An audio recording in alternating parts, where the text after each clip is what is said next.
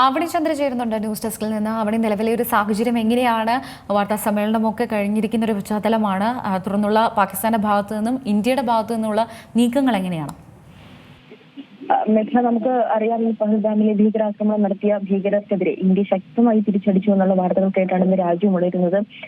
ഇന്നലെ അർദ്ധരാത്രിയോടെയാണ് ഓപ്പറേഷൻ സിന്ദൂർ എന്ന വാക്ക് രാജ്യമാകെ മുഴങ്ങി കേൾക്കുന്നത്. രാത്രി 1 മണിക്കോടെയായിരുന്നു. 1 മണിക്കും 1:05-നും 1:30-നും ഇടയാണ് ഈ ഒരു ആക്രമണം ഉണ്ടായത്. നമുക്കറിയാം, ഈ മർക്കസ് സുബാനല, മർക്കസ് വൈവ, സർജാൽ അടക്കം അങ്ങനെ 9 കേന്ദ്രങ്ങളിൽ 9 ഭീകരാക്രമണ കേന്ദ്രങ്ങളിലാണ് ഈ ഒരു ആക്രമണം നടന്നത്. എന്തായാലും അതുമായി ബന്ധപ്പെട്ടുള്ള ഏറ്റവും പുതുതായി പുറത്തുവരുന്ന വിവരങ്ങൾ പറയുമ്പോൾ പാകിസ്ഥാനിൽ നിന്നുള്ള വിവരങ്ങൾ പുറത്തു വരുന്നുണ്ട്. പാകിസ്ഥാനിലെ ഉന്നതതല യോഗങ്ങൾ ചേരുന്നുണ്ട് എന്നാണ് മനസ്സിലാക്കാൻ സാധിക്കുന്നത്. പാകിസ്ഥാനിൽ ചേരുന്ന ഈ ഉന്നതതല യോഗത്തിൽ സുരക്ഷാ സമിതി അടക്കം വിളിച്ചുകൊണ്ടാണ് പാകിസ്ഥാൻ പ്രധാനമന്ത്രി അടക്കം ചേർന്ന ഈ യോഗത്തിൽ സുരക്ഷാ സമിതി യോഗം വിളിച്ചു ചേർത്തിരിക്കുന്ന ഈ ഒരു യോഗത്തിൽ പ്രധാനമന്ത്രി അടക്കം പങ്കെടുക്കുന്നുണ്ടെന്ന് മനസ്സിലാക്കുന്നു. അതോടൊപ്പം തന്നെ ഇന്ത്യൻ നയതന്ത്ര പ്രതിനിധികളെ അടക്കം വിളിച്ചു വരുത്തി പ്രതിഷേധം അറിയിച്ചിട്ടുണ്ട് എന്ന് മനസ്സിലാക്കാൻ സാധിക്കുന്നുണ്ട്.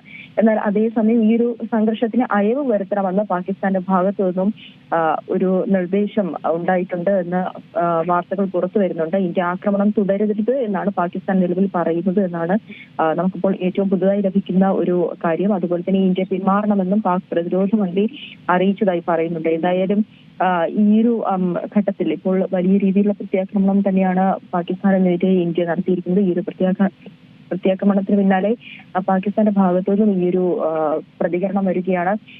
70ഓളം ഭീകരർ കൊല്ലപ്പെട്ടതായാണ് വാർത്തകൾ പുറത്തു വരുന്നത്. എന്നാൽ ഇതൊന്നും സ്ഥിരീകരിച്ച റിപ്പോർട്ടുകളല്ല. 100ഓളം പേർ കൊല്ലപ്പെട്ടിട്ടുണ്ട് എന്നുള്ള വാർത്തകൾ പുറത്തു വരുന്നുണ്ട്. എത്ര ഭീകരരാണ് ഈ ഒരു ആക്രമണത്തിൽ മരണപ്പെട്ടത് എന്നതടക്കമുള്ള കാര്യങ്ങളിൽ ഇനിയും വ്യക്തത വരേണ്ടതായി തന്നെയുണ്ട്. 9 ഭീകര കേന്ദ്രങ്ങളിൽ നടത്തിയ ആക്രമണങ്ങളിലായാണ് ഇത്രയും ഭീകരർ കൊല്ലപ്പെട്ടത്. എന്തായാലും നമുക്കറിയാം, 14 ദിവസം ഈ പഹൽഗാമിലെ ഭീകരാക്രമണം നടന്ന 14 ദിവസങ്ങൾക്ക് ശേഷം നടത്തുമ്പോൾ ഈ ഒരു ആക്രമണം തിരിച്ചടി അത് ഇന്ത്യയുടെ ഭാഗത്തു നിന്നും ഉണ്ടാകുമ്പോൾ വലിയ രീതിയിലുള്ള ഒരു ആക്രമണം തന്നെയാണ് ഇന്ത്യയുടെ ഭാഗത്തു നിന്നും ഉണ്ടായിരിക്കുന്നത്.